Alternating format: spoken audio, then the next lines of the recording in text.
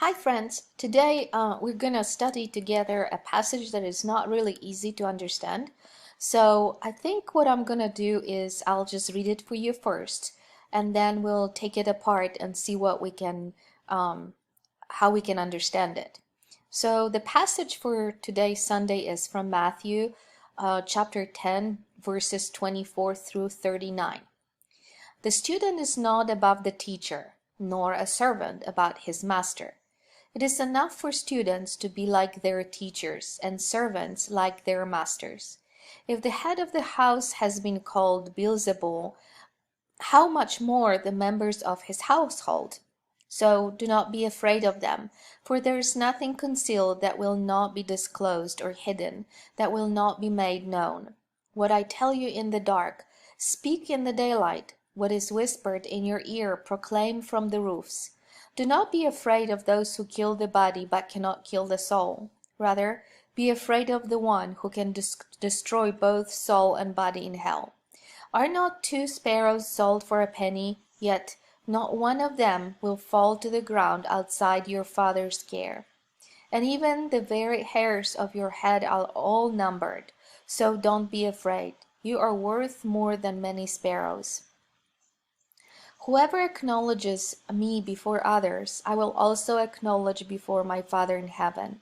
But whoever disowns me before others, I will disown before my Father in heaven.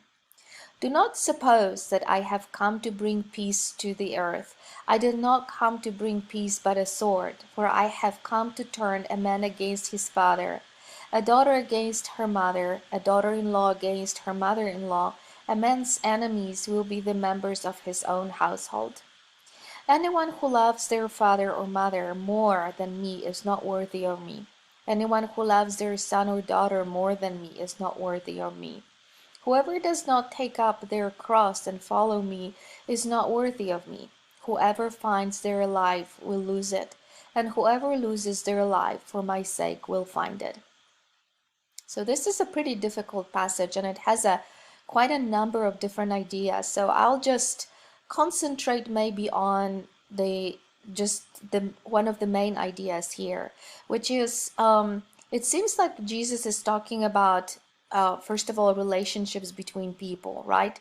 He says that he did not come to bring peace but a sword. This is kind of a strange statement, right? We always hear about Jesus as the one that brings peace. But what we can understand from this passage is that the relationship with Jesus should be the most important relationship that we have in life.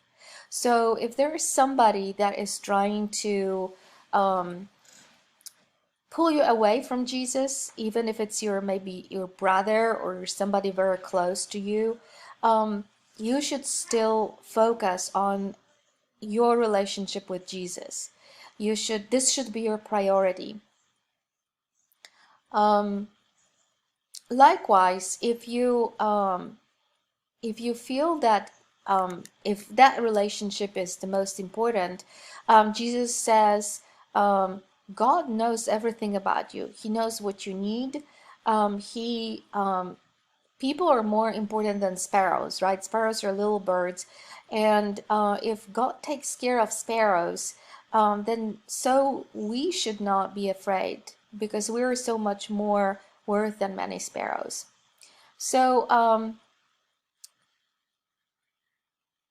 there's just in this is a really hard passage. If you were to read it by yourself, I think it would be really hard to understand. But the scholars who study Bible, they feel that even though that there are a number of ideas here, different ideas, the focus of this passage is our relationship with Jesus.